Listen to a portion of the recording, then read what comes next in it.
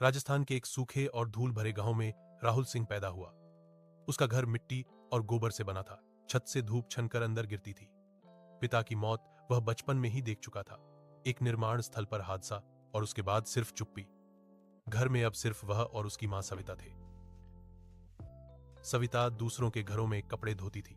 सुबह से शाम तक नदी के किनारे बैठकर साबुन और पत्थर से उसकी उंगलियों की खाल हमेशा फटी रहती थी। फिर एक साल बारिश के बाद वह बीमार पड़ गई। सांस तेज हो गई, सीने में दर्द रहने लगा। गांव के वैद्य ने बस इतना कहा, शहर ले जाओ, दवा महंगी है लेकिन जान बच सकती है। घर में पैसे नहीं थे, एक भी नहीं। राहुल गांव के सबसे बड़े मकान के सामने खड़ा हुआ। वहां फैक्ट्री का मालिक विक्रम मल्होत्रा रहता था। बड़ा फाटक, अंदर संगमरमर का आंगन, छत से घूमता पंखा। राहुल जमीन पर बैठ गया, हाथ जोड़ लिए। बोला कि मां मर रही है, उधार दे दीजिए, जिंदगी भर काम करूंगा।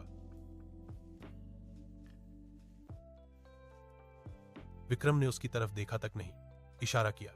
2 आदमी आए, राहुल को घसीटकर आंगन में ले गए।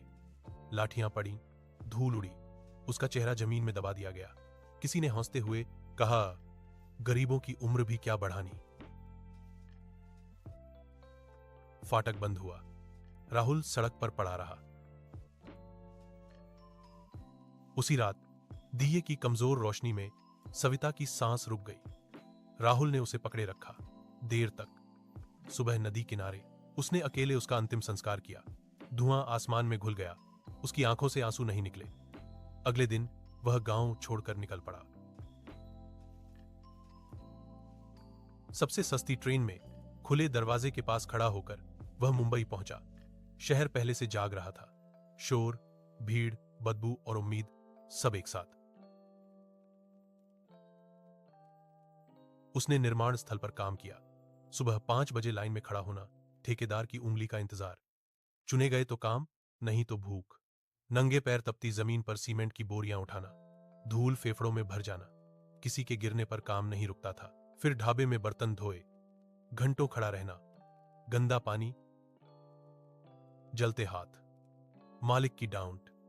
फिर रेलवे स्टेशन पर कुल्ली बना, दौड़ते हुए प्लेटफॉर्म पार करना, सूटकेस उठाना, कम पैसे लेना। पुलिस आई तो भागना, रात को फुटपाथ पर सोना, बारिश में भीगना, सूखी रोटी